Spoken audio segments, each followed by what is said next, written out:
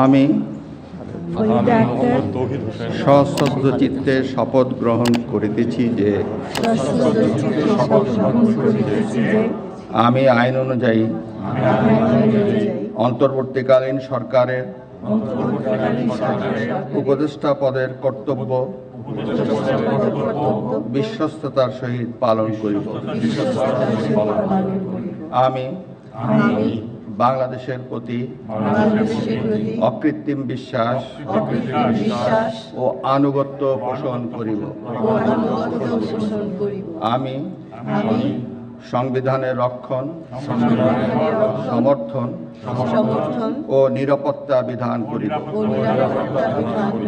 এবং আমি ভীতি বা অনুগ্রহ, অনুরাগ বা বিরাগের বশবর্তী না হইয়া সকলের প্রতি আইন অনুযায়ী যথাবিহিত আচরণ করিব। এবার মাননীয় উপদেষ্টাগণকে গোপনতার শপথ পাঠ করার জন্য মাননীয় রাষ্ট্রপতিকে বিনীত অনুরোধ জানাচ্ছি। আমি সশ্রদ্ধ চিত্তে শপথ করিতেছি যে অন্তর্বর্তীকালীন সরকারের উপদেষ্টা রূপে যে সকল বিষয় আমার বিবেচনার জন্য আনিত হইবে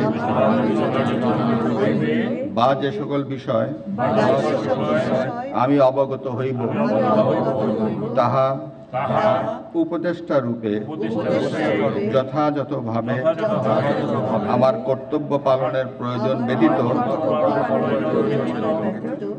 প্রত্যক্ষ বা পরোক্ষভাবে কোনো ব্যক্তিকে জ্ঞাপন করিব না বা কোনো ব্যক্তির নিকট প্রকাশ করিব না। ধন্যবাদ।